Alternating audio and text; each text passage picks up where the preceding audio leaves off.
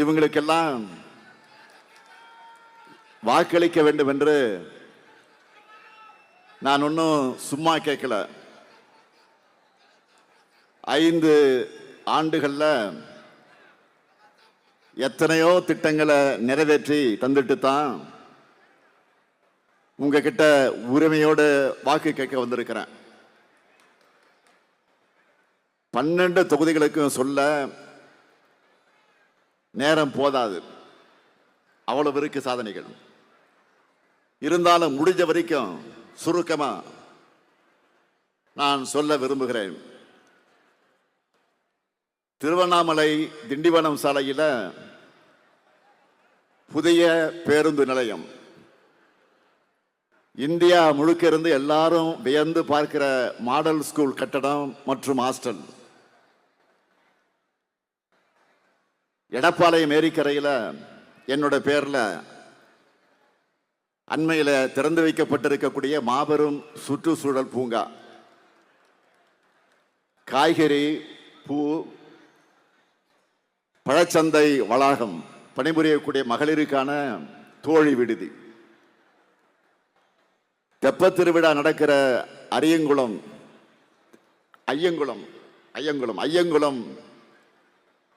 450 ஆண்டுகளுக்கு பிறகு தூர்வாரி சீர் செய்யப்பட்டிருக்கு. திருவண்ணாமலை கோயில் கோபுரங்கள் மின் விளக்குகளால் ஒளிரூட்டக்கூடிய பணிகள், கிரிவல பாதை மேம்பாட்டு பணிகள், செங்கம் ஊராட்சியில் புதிய சமத்துவபுரம், புதிய அரசு கல்லூரி, ஜபாதுமலை பகுதியில் புதிய சாலை வசதிகள், கீழ்பெண்ணாத்தூர் பேருந்து நிலையம், மாவட்டம் முழுக்க 23 உயர்மட்ட பாலங்கள் அமைக்கப்பட்டிருக்கு. போலூர் நகராட்சியாக தரம் உயர்த்தப்பட்டு நீண்ட நாள் கோரிக்கையான போலூர் ரயில்வே மேம்பாலம் திறக்கப்பட்டிருக்கு. செய்யாறு மக்களை மகிழ்ச்சியில் ஆழ்த்தக்கூடிய வகையில் செய்யாற்றின் குறுக்கே புதிய பாலம், புருசையில் புதிய ITI, செய்யாறு அரசு மாவட்ட தலைமை மருத்துவமனையில் கூடுதல் கட்டடங்கள் திறக்கப்பட்டிருக்கு. செங்கம் அரசு மருத்துவமனையில் விபத்து மற்றும் தீவிர சிகிச்சையினுடைய மையம் கட்டடம், தண்டராம்பட்டு மற்றும் வெம்பாக்கம் அரசு மருத்துவமனைகளில் மகப்பேறு மற்றும் சிசு அவசர சிகிச்சை மையங்கள், திருவண்ணாமலை அரூர் சாலை, ஆற்காடு திண்டிவனம் சாலை, காஞ்சிபுரம் செய்யாறு சாலை ஆகிய இடங்கள்ல 2 வழித்தடத்திலிருந்து அகலப்படுத்தப்பட்டு 4 வழித்தட சாலைகள் அமைக்கப்பட்டிருக்கு. திருவண்ணாமலை மற்றும் ஆரணி மற்றும் செய்யாறு அறிவுசார் மையங்கள், திருவண்ணாமலையில் மினி டைடல் பூங்கா, வெம்பாக்கத்தில் புதிய நெல் சேமிப்பு கிடங்கு, கலசப்பாக்கத்தில் மினி ஸ்டேடியம், திருவண்ணாமலையில் சிந்தட்டிக் ஹாக்கி மைதானம், ஆரணி பேருந்து நிலையம் மேம்பாடு என நிறைய வேலைகள் நடந்து கொண்டிருக்கிறது. இதுக்கு முன்னாடி திருவண்ணாமலைக்கு இந்த அளவுக்கு திட்டங்கள் வந்திருக்கா? அவ்வளவு வளர்ச்சி பணிகளை செஞ்சுக்கிட்டு இருக்கிறோம். அதே போல கள்ளக்குறிச்சி மாவட்டத்தையும் சொல்லாம விட்டா நீங்க கோச்சிப்பீங்க. கள்ளக்குறிச்சியில புதிய பேருந்து நிலையம், வீரசோழபுரத்தில் புதிய மாவட்ட ஆட்சியர் அலுவலக கட்டடம், சங்கராபுரம் ITIயில் தொழில்நுட்ப மையம், ரிஷிவந்திய கல்லூரி கட்டடங்கள், ஆதி திருவரங்கம் ராஜபெருமாள் அர்த்தநாரீஸ்வரர் உள்ளிட்ட கோயில்களில் குடமுழுக்கு, மணலூர்பேட்டையில் புதிய அரசு மருத்துவமனை, தென்பெண்ணை ஆற்றி நடுவ தடுப்பணை, உளுந்தூர்பேட்டையில் அரசு கலை மற்றும் அறிவியல் கல்லூரி, அறிவுசார் மையம், உளுந்தூர்பேட்டை மருத்துவமனை மேம்பாடு போன்ற பணிகள் செய்யப்பட்டிருக்கு. கல்வராயன் மலை பழங்குடியின மக்களோட கோரிக்கை ஏற்று சுமார் 10,000 பேருக்கு வன உரிமை பட்டா வழங்கப்பட்டிருக்கு. உளுந்தூர்பேட்டை நகராட்சியாக தரம் உயர்த்தப்பட்டிருக்கு. உளுந்தூர்பேட்டை பலசன் காலனி தொழிற்சாலையால 20,000 பேருக்கு வேலை கிடைக்க வாய்ப்பு உருவாகியிருக்கு. உளுந்தூர்பேட்டையில் அரசு கல்லூரிக்கு புதிய கட்டடங்கள் கட்டப்படுது. இப்படி எதை சொல்லுவது எதை விடுறதுன்னு எனக்கு ஒன்றும் புரியல. திகைக்கிற அளவுக்கு சாதனைகளாக நிறைஞ்சதுதான் திராவிட மாடல். ஆனா இதற்கு நேர் எதிரா வேதனைகளால நிரம்பினதுதான் பழனிசாமியினுடைய ஆட்சி. நான் லிஸ்ட் போட்டு சொன்ன மாதிரி அவர்கிட்ட சாதனைகள் இருக்கா. அதனாலதான் ஊர் ஊரா போய் மக்களை எப்படி ஏமாத்தலான்னு திட்டமிட்டு புலம்பிட்டு இருக்கிறாரு. பழனிசாமியை பொறுத்த வரைக்கும் அவரும் ஒன்றும் செய்யல. நாம செய்கிற நல்லதையும் சகிச்சிக்க முடியல. அதனாலதான் உரிமை தொகை கிடைக்க காரணமாக இருந்த மருத்துவ காப்பீட்டு திட்ட அட்டை கிடைக்க காரணமாக இருந்த பல ஆண்டுகளாக கிடைக்காத பட்டா கிடைக்க காரணமாக இருந்த உங்களுடன் ஸ்டாலின் முகாம்களை நடத்தக்கூடாதுன்னு கோர்ட்ல போய் தடை கேட்டு போனார் கோர்ட்ல. ஆனா என்னாச்சு? கோர்ட்ல 10 லட்சம் ரூபாய் அபராதம் போட்டு அனுப்பிட்டாங்க. இதுக்கு மேல பேசினா 20 லட்சம் ரூபாய் ஃபைன் போடுவேன்னு நீதிபதி எச்சரித்து அனுப்புனாங்க. உங்ககிட்ட பெரும் வரவேற்பை பெற்றிருக்கக்கூடிய இந்த ஸ்டாலின் முகாம்களை இப்ப சொல்றேன், ஆட்சிக்கு நாம தான் வரப்போறோம், அதுல எந்த சந்தேகமும் கிடையாது. வந்ததற்கு பிறகு மீண்டும் இனிமே இந்த முகாம், ஸ்டாலின் முகாம் என்பது இனிமே ஆண்டுதோறும் நடத்தப்படும். முடிஞ்சா அதை மக்கள் துரோக பழனிசாமி தடுத்து பார்க்கட்டும். அதே போல 100 நாள் வேலை திட்டத்திலையும் கிராம மக்களுக்கு துரோகம் பண்ணவர் தான் பழனிசாமி. 100 நாள் வேலை திட்டம் எவ்வளவு முக்கியம்னு உங்களுக்கே நல்லாவே தெரியும். அதை ஒன்றிய பாஜக அரசு சிதைச்சு அதோட நோக்கத்தையே மாத்திட்டாங்க, பேரையே மாத்திட்டாங்க. அந்த பேரை சொல்ல நினைச்சா கூட வாயில நுழையாது. 100 நாள் வேலைக்கான சம்பளம் போடல, புதுசா வேலை தர்றதையும் நிப்பாட்டிட்டு அதோடு நிறுத்திட்டாங்க. வடக்கிலேயே, வட மாநிலங்களிலேயே மக்கள் கொந்தளிச்சு போராட்டம் பண்ணிட்டு இருக்கிறாங்க.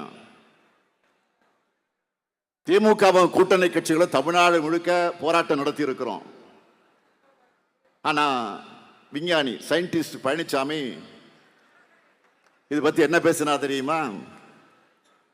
இனி 200 நாள் வேலை கிடைக்க போகுதுன்னு பெரிய உருட்டா உருட்டினாரு. 100 நாள் வேலைய ஒழுங்கா தராம இருக்கக்கூடிய பாஜக அரசு இப்போ 200 நாள் வேலை கொடுத்து அப்படியே அறுத்து தள்ளிடுவாங்களாம். பாஜகவோட ஏமாற்று திட்டத்திற்கு அடிமையாக இருக்கக்கூடிய பழனிசாமி முட்டு கொடுத்ததை பார்த்து டெல்லி பார்லிமெண்ட் ஆடி போச்சு. இப்படித்தான் பாஜக அரசே வாபஸ் வாங்கிக்கிட்ட 3 வேளாண் சட்டத்துக்கும் முரட்டு முட்டு கொடுத்தார் டெல்லியினுடைய முரட்டு அடிமையான பழனிசாமி. அண்மையிலே கூட அவசர கதியில நடத்தப்பட்ட வாக்காளர் பட்டியல் சிறப்பு தீவிர திருத்தம், எஸ்ஐஆர் நடத்தணும்ல, அந்த திருத்தம், அதை எதிர்த்து திமுக சார்பாக எவ்வளவோ முயற்சிகள் எடுத்தோம். 2 மாசத்துல தேர்தல் வச்சுக்கிட்டு மக்களுடைய வாக்குரிமையை பறிக்க கூடாதுன்னு போராடணும்.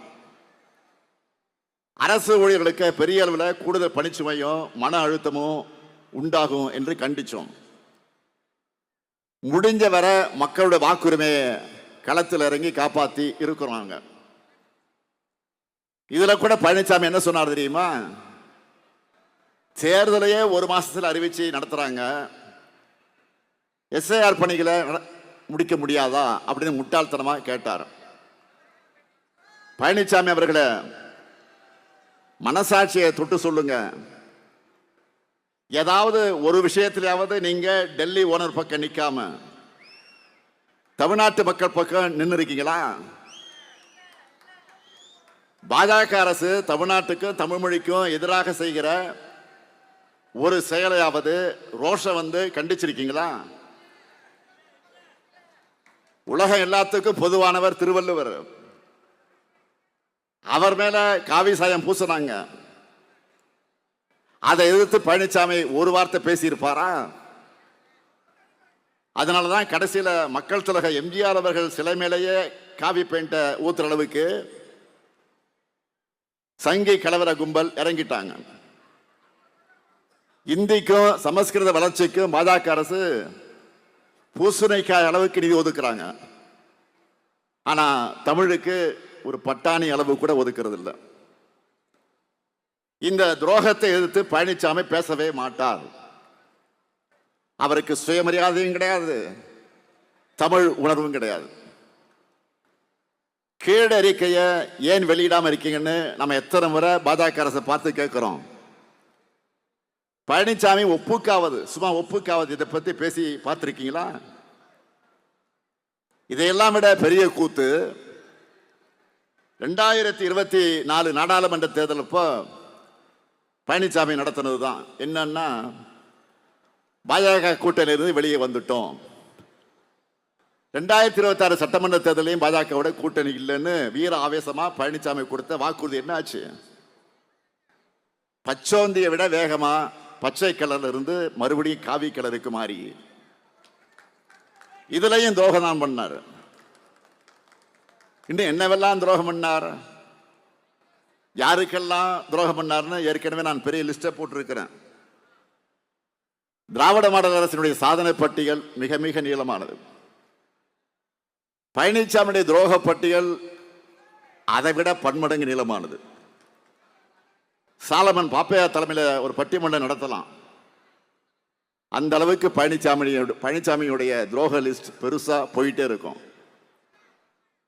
அதிமுகவும் பாஜகவும் தனித்தனியா வந்தாலும் சரி அல்லது கூட்டணியாக வந்தாலும் சரி, ரெண்டும் வேற வேற இல்லைன்னு தமிழ்நாட்டு மக்கள் கரெக்டா புரிஞ்சு வச்சிருக்கீங்க. மக்கள் கொடுக்கிற தொடர் தோல்விகள் இருந்து எந்த பாடமும் கத்துக்காத இவங்க கிட்ட இருக்கக்கூடிய ஒரே ஆயுதம் என்ன தெரியுமா? அவதூறுகள், பொய் பிரச்சாரங்கள், மதக்கலவர சதி திட்டங்கள். திமுக அரசு இந்து விரோத அரசுன்னு பாஜக சொல்ற பொய்ய பக்தர்கள் யாரும் நம்ப தயாராக இல்லை. திராவிட மாடல் அரசு திருக்கோயில்களுக்கு செஞ்சிட்டு இருக்கக்கூடிய பணிகளை தான் மக்கள் தினமும் தங்களுடைய கண்களே பார்த்துட்டு இருக்கிறாங்க. ஆன்மீக தலமான திருவண்ணாமலையில் நின்று பெருமையோடு சொல்றேன், கடந்த 5 ஆண்டுகள்ல 4000 திருக்கோயில்களுக்கு மேல திருக்குட முழக்கு பண்ணியிருக்கிறோம். பல்வேறு ஆண்டுகளா கும்பாபிஷேகம் நடக்காம இருந்த பல கோயில்கள்ல நாம தான் பண்ணியிருக்கிறோம். இதை விட பாஜகவுக்கு எரிச்சல் தர விஷயம் என்ன தெரியுமா? நாங்க ஆட்சிக்கு வந்ததிலிருந்து 5 ஆண்டுகள்ல 8435 கோடி ரூபாய் மதிப்பிலான 8107 ஏக்கர் கோயில் நிலங்களை ஆக்கிரமிப்பிலிருந்து மீட்டு இருக்கிறோம். நான் பொய் சொல்லல, ஆதாரத்தோட சொல்றேன். அந்த தகவல் எல்லாம் இணையத்திலேயே பக்காவா பதிவு செஞ்சிருக்கிறோம், போய் பாருங்க. மக்கள் இதையெல்லாம் நல்லா உணர்ந்திருக்கிறாங்க. அதனால்தான் திருவண்ணாமலை, மதுரை, காஞ்சிபுரம், திருச்சின்னு இருக்கக்கூடிய அங்க கோயில் நகரங்கள் எல்லாம் இன்னைக்கு திமுகவுடைய கோட்டையா இருக்கு. இனிமேல் அப்படித்தான் இருக்கும். அதுக்கு ஹெல்ப் பண்ணத்தான், உதவி செய்வதற்காகத்தான் பியூஷ் கோயல், ஒன்றிய அமைச்சர் பியூஷ் கோயல், மகாராஷ்டிரா முதலமைச்சர் ஃபட்னவிஸ்னு பலரும் வந்துக்கிட்டு இருக்காங்க. ஏன்னா ஒரே ஒரு குறை, ஆளுநராக இருந்த ரவி மட்டும் போயிட்டாரு. நமக்கு போனது பெரிய லாஸு. ஏன்னா அவர் தான் பிரச்சாரமே நடத்திட்டு இருந்தாருங்க. சரி பரவாயில்ல, அவர் தான் போயிட்டார, பிரதமர் மோடி வருவார், அதனால களத்தில் நமக்கான ஆதரவு வலுவா இருக்கும் அப்படின்னு நினைச்சோம். ஆனா நமக்காக களத்தில் சூப்பர் ஸ்டார் இருக்காரு. இப்போ சூப்பர் ஸ்டார்னா யாரு? தேர்தல் அறிக்கை. சூப்பர் ஸ்டார் யாருன்னு கேட்டா சின்ன குழந்தைகளும் சொல்லும், தேர்தல் அறிக்கை சொல்லும். பெரும் வரவேற்பை பெற்றிருக்கக்கூடிய சில வாக்குறுதிகள் மட்டும் இப்போ ஹைலைட்டா நான் சொல்ல விரும்புறேன். முதல்ல நான் என்ன சொல்ல போறேன்னு உங்களுக்கே தெரியும். என்ன சொல்ல போறேன்? 8000 கூப்பன். இந்த கூப்பனை என்ன பண்ணலாம்? உங்களுக்கு தேவையான எந்த பொருளையும் வாங்கிக்கலாம். உங்க ஊர்ல உங்களுக்கு விருப்பமான கடையில உங்களுக்கு பிடிச்ச கம்பெனி பொருளை வாங்கிக் கொள்வதற்கான coupon. Washing machine, fridge, TV, grinder, microwave weapon, induction stove, உங்களுக்கு என்ன வேணுமோ வாங்கிக்கலாம். புதுசாக வாங்கிக்கலாம், பழைய பொருளை கொடுத்துட்டு எக்ஸ்சேஞ்ச் பண்ணிக்கலாம். எல்லாமே உங்க சாய்ஸ் தான். உங்க வீட்டுக்காரங்க யாரும் தலையிட மாட்டாங்க, தலையிடக்கூடாது. இப்போ சொல்லி வச்சிருங்க, உங்க சாய்ஸ். வேற ஒன்றும் வேணாம். நான் அடிக்கடி சொல்றது உண்டு, உங்க வீட்டுக்கு நீங்க கட்டிக்கிற புடவை வாங்குற கடைக்கு போறீங்க, ஒரு புடவை தான் வாங்க போவீங்க. ஆனால் அந்த கடையில் ஷோகேஸ் இருக்க எல்லா புடவையும் எடுத்து கீழே போட சொல்லி ஒன்று ஒன்றா எடுத்து போட்டுக்கிட்டே இருப்பான். அழுத்து போடுவான் கடைக்காரனு, புரியாது. ஒரு புடவை வாங்க 250 புடவை பார்ப்பீங்க. கீழே கேள்வியிலும் கேட்பீங்க, என் பாய் சிலுக்கா, நைலக்ஸா, காட்டனா, தண்ணியில் போட்டால் சுருங்குமா, சாயம் போகுமா? அவன் மெர்க்யூரி லைட்லாம் போட்டு வச்சிருப்பான், இந்த மாதிரி ஃப்ளட் லைட்லாம் போட்டு கடையில் வச்சிருப்பான் ஷோவா. அந்த வெளிச்சத்தில் பார்த்தா உங்களுக்கு திருப்தி வராது. நீங்கள் அதை எடுத்துகிட்டு போய் சூரிய வெளிச்சத்தில் வெளியில் கொண்டு போய் காமிச்சு அப்பவும் சூரியன் தான். இதெல்லாம் உனக்கு எப்படி அனுபவம்னு கேட்டுறாதீங்க, யதார்த்த நிலையை சொல்கிறேன். இப்போவே என்ன வாங்கலான்னு நம்முடைய பெண்கள் எல்லாம் முடிவு பண்ணிட்டாங்க. இதான் டிஸ்கஷன் இப்போ இங்கே பார்த்தாலும் நடக்குது, என்ன வாங்கலான்னு. அடுத்து இந்தியாவுக்கே மாடலாக இருக்கக்கூடிய மகளிர் உரிமை தொகை. இனி மாதம் 1000 ரூபாய் இல்ல, மாதம் 2000 ரூபாய். பெண்கள் எல்லாருக்கும் மகிழ்ச்சியா? கண்டிப்பா சொன்னபடியே 2000 தருவோம் என்பதற்கான ட்ரெய்லர் தான் கோடைக்கால சிறப்பு நிதி சேர்த்து அண்மையில் கொடுத்த 5000 ரூபாய். இப்போ தமிழ்நாடு முழுக்க பெண்கள் என்ன பேசிக்கிறாங்க தெரியுமா?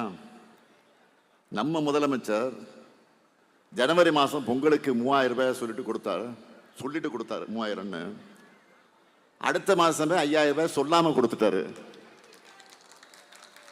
இப்ப 8000 ரூபாய் கூப்பன் அறிவிச்சிருக்கிறாரு. உரிமை தொகை 2000 ரூபாய் உயர்த்த போறாரு. பேருந்துகளையும் நாம டிக்கெட் எடுக்க வேணாம். இவ்வளவு பண்ணியிருக்கக்கூடிய ஸ்டாலினுக்கு ஓட்டு போடாம வேற யாருக்கு ஓட்டு போடுறதுன்னு பேசிக்கிறாங்க. நேற்று கூட சீர்காழிக்கு போயிருந்தேன். காலையில் வாக்கிங் மாதிரி கடத்தலில் இருக்கக்கூடிய மக்களை எல்லாம் போய் சந்தித்தேன். அப்போ சீர்காழியில் ஒரு சகோதரி என்னை பார்த்ததும் உணர்ச்சி வசப்பட்டு கண் கலங்கிட்டாங்க. மகளிருக்காக இந்த முத்துவேல் கருணாநிதி ஸ்டாலின் இன்னும் நிறைய செய்வேன்.